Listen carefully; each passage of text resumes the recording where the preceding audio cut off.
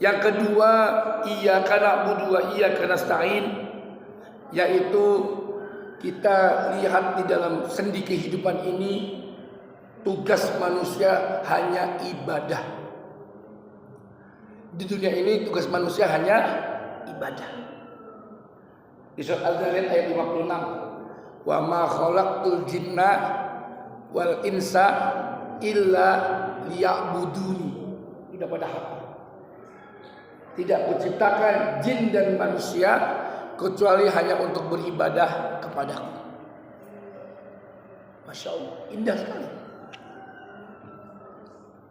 Jadi Allah gak memerintahkan apapun. Jadi kalau kita bikin sesuatu pasti ada tujuan, Pak. Kita bikin bangku, tujuan kita untuk duduk. Betul? Untuk duduk. Maka kalau bangku itu dipakai bukan buat duduk, berarti itu salah penciptaan. Berarti itu salah penciptaan.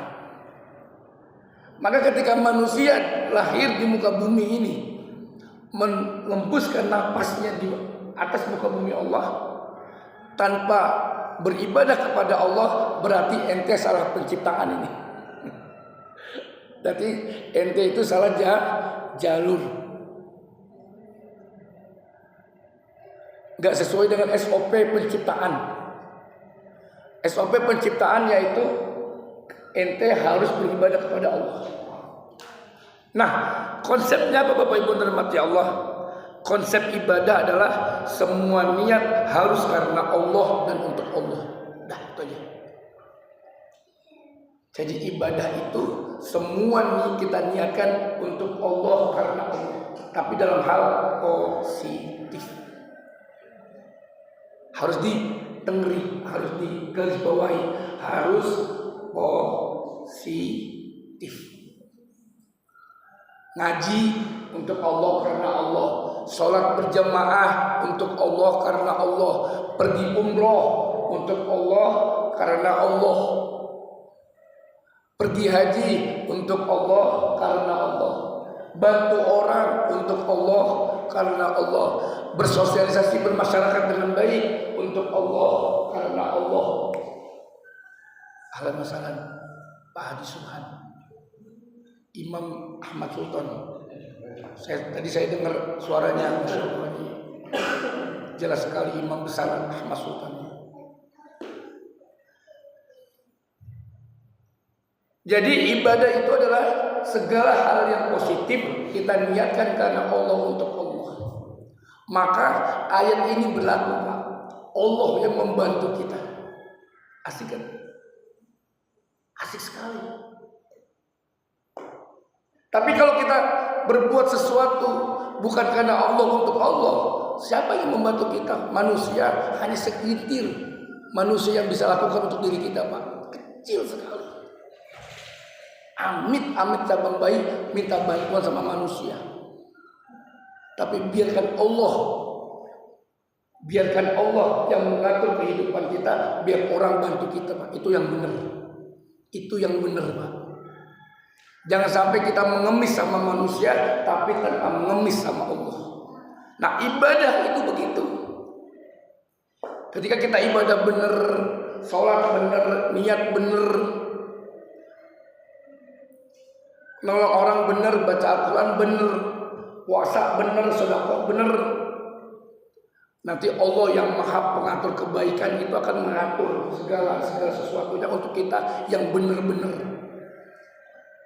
Tapi sholat gak pernah, ngaji gak pernah, hati kotor. Ini luar biasa. Hati kotor.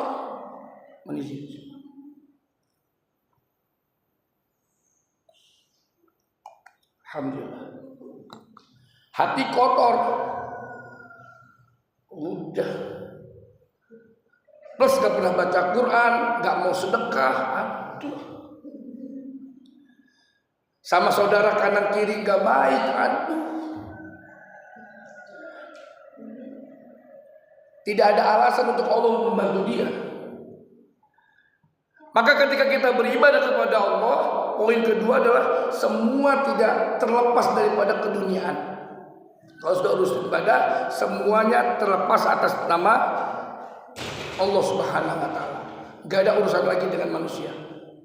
Kalau sudah ibadah nilainya.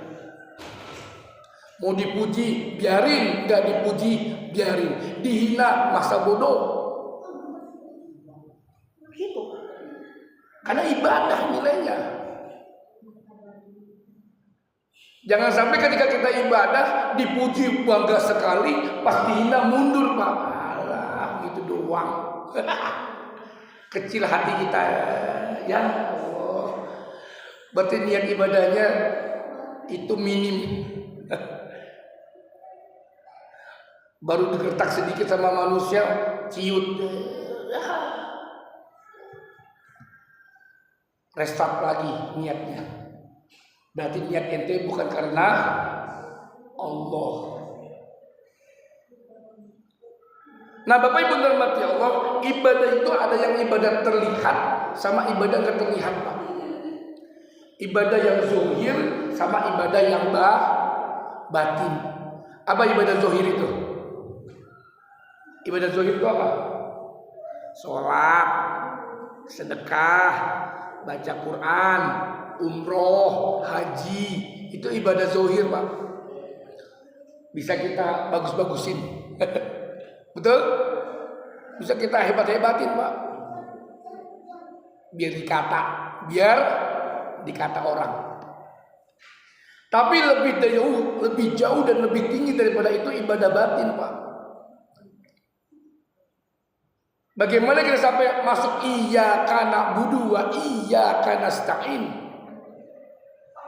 Kalau ibadah zahir aja kita sudah rusak, apalagi ibadah batin, Pak. Ibadah batin ini, Masya Allah, paling angel, susah ibadah batin ini. Mencintai karena Allah, membenci karena Allah, sayang karena Allah.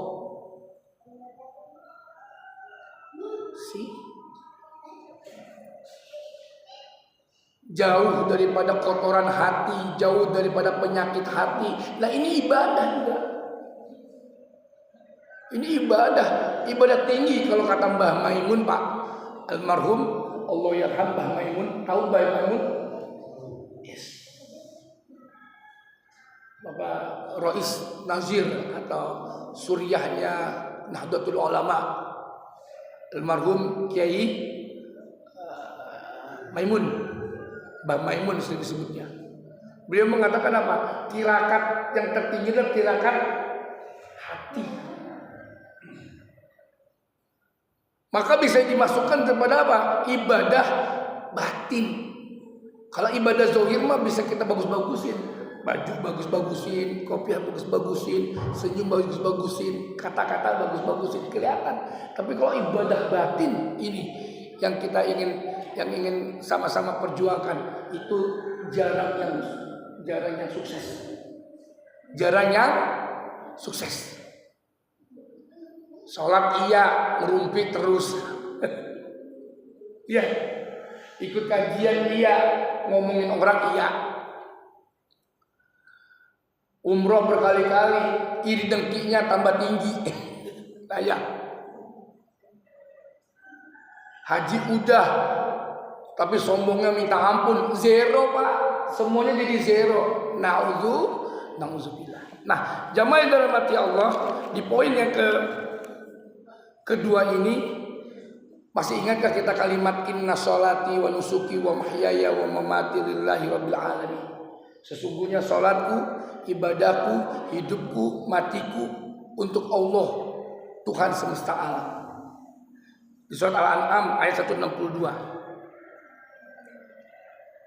Bahkan di sebuah hadis Rasulullah SAW, barang siapa yang mencintai karena Allah, membenci karena Allah, memberi karena Allah, tidak memberi juga karena Allah, di hadis riwayat Abu Dawud dan Tirmizi, dia termasuk golongan Rasulullah SAW. Masya Allah, indah sekali. Memberi karena Allah, tidak memberi karena Allah. Memberi karena perintah Allah, tidak memberi khawatir dia menjadi sombong, mendingan gak usah. Jadi ada step-stepnya karena Allah ini. Nah, jamaah yang dalam hati Allah, itu poin kedua yang kita ingin bicarakan. Jadi ibadah matang adalah ibadah karena Allah. Maka nanti Allah Subhanahu wa taala dengan kekuasaan Allah, Allah bantu dengan jalan yang tidak disangka-sangka. Maka ibadah dulu lempengin, maka Allah bantu. Nah, jamaah dalam hati Allah,